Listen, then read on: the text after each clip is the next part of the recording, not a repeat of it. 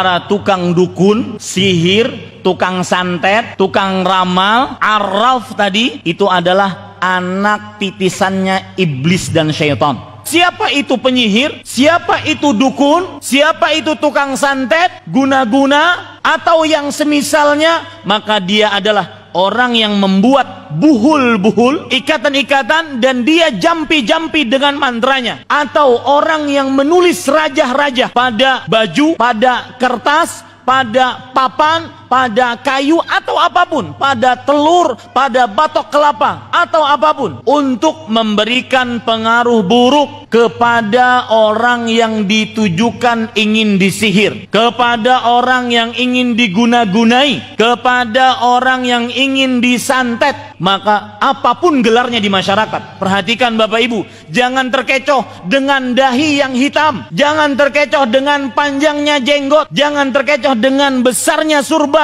seperti perahu, jangan terkecoh dengan tasbih-tasbih yang besar, jangan terkecoh. Maka itu adalah penyihir, dukun. Jangan terkecoh kalau seandainya dulu kita nonton di film-film itu, tukang sihir adalah matanya picek, kemudian rambutnya kriwil panjang, gigi depannya ompong, kemudian di depannya kemenyan, dia niup, wah, itu baru tukang sihir. Ini enggak, di zaman sekarang tukang sihir keren, pakai baju jubah kayak saya, kadang-kadang pakai laptop, kadang-kadang jenggot, kadang-kadang pakai surban, kadang-kadang tasbih, kadang-kadang duduk di masjid. Jangan tertipu, walau hafal Quran, walau ahli sholat malam, kalau sudah nulis rajah-rajah di punggung, rajah-rajah di tangan, menulis-nulis di tangan, itu adalah tukang sihir, santet, guna-guna dan semisalnya. Karena tidak ada yang mengetahui akan hal gaib kecuali Allah. Allah Subhanahu wa taala berfirman di dalam surat An-Naml ayat 65, "Qul la ya'lamu man fis samawati wal ardhil ghaiba illallah." Yang masih ragu-ragu, enggak ada manusia yang tahu akan hal gaib, itu enggak ada. Tidak ada yang mengetahui akan hal gaib di langit dan di bumi melainkan Allah. Sihir, guna-guna, santet memang benar adanya. Jadi orang bisa mati karena sihir, orang bisa mati karena guna-guna, itu benar adanya. Seseorang bisa dimasuki paku jarum-jarum ke dalam perutnya, itu memang benar adanya. Dalam surat Al-Baqarah ayat 102, saya langsung kepada inti pembicaraan kita. Fayata'allamuna minhuma, maka manusia-manusia belajar dari dua orang malaikat yang diutus oleh Allah sebagai penguji bagi manusia, yang mengajarkan tentang sihir. Saya terus terang saja bahwasanya pengajian-pengajian seperti ini paling dibenci oleh jin-jin dan setan-setan kafir. Makanya saya tadi sebut bahwasanya para tukang sihir, dukun, santet, guna-guna itu adalah anak-anak titisannya iblis dan syaitan.